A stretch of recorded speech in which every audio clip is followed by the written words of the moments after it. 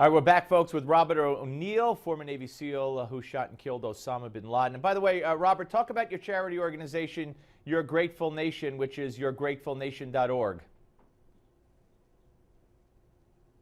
Yeah, it's yourgratefulnation.org, and if you can't remember that, it's found on my website at robertjoneil.com.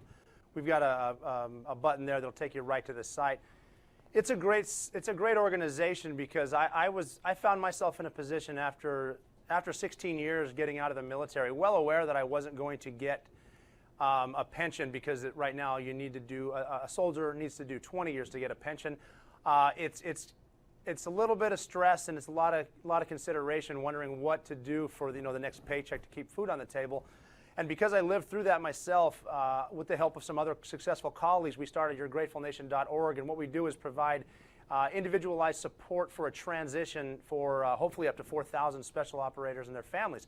Obviously, we're working on our way up to that now, and we want to get bigger and bigger and eventually help as many as we can. But what we're doing is we're looking at the end of the day to provide careers for these people, and we're offering companies just high quality people that do everything from they show up on time, they're dressed for success, and they might not know the job just yet, but give them a week of training and they're going to be some of the best you have. So we're doing that and helping with any kind of help for post-traumatic stress, traumatic brain injury, stuff like that. We want to do everything we can to help these warriors transition to the private sector. That's very admirable. Yourgratefulnation.org, folks. Check it out. Our last segment, I asked you if you thought you'd be a historic figure, and you talked about the team and everybody else involved.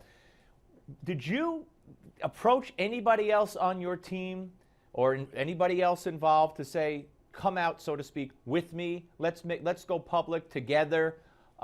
Did you ask anybody else to go out there with you and have your face and name made public? No, I haven't approached anybody else, but what I have done is left my contact information intact.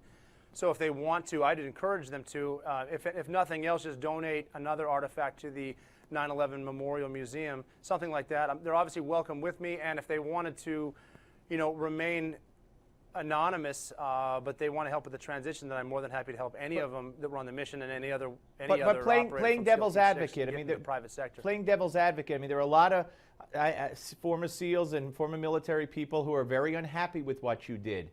Do you understand where they're coming from?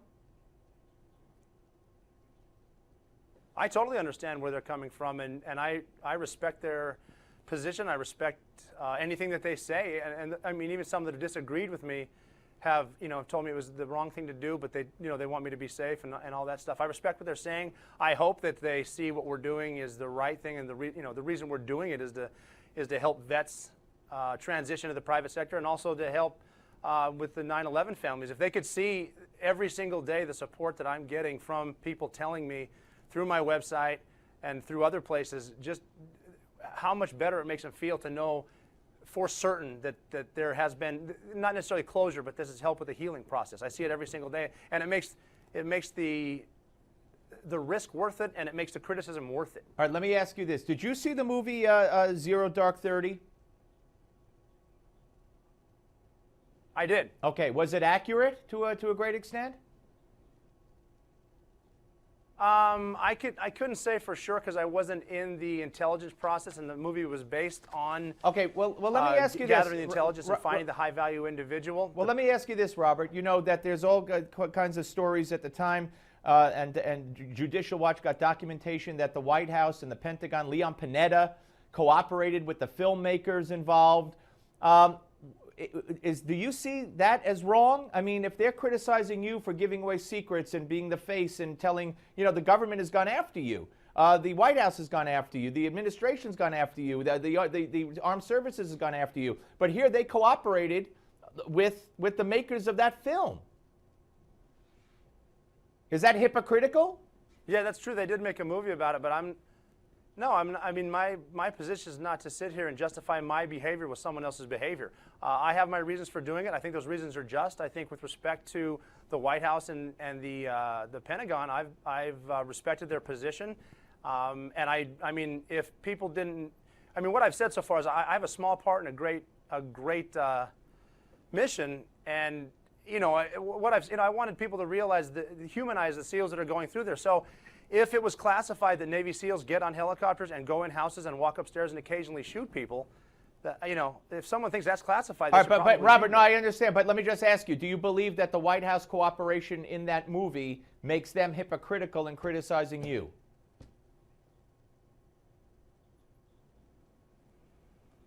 No, I don't think it does, because I think if the story needs to be told, I think, because it was leaked that it was us that did it soon after the mission. Right. And I kind of agree with that, because it tells the bad guys and everyone else around the world that we can do this. Okay, Robert. I don't think it's hypocritical. I thank you so much. Stay where you are. Don't go away. Robert O'Neill, ladies and gentlemen, and yourgratefulnation.org. We're coming back.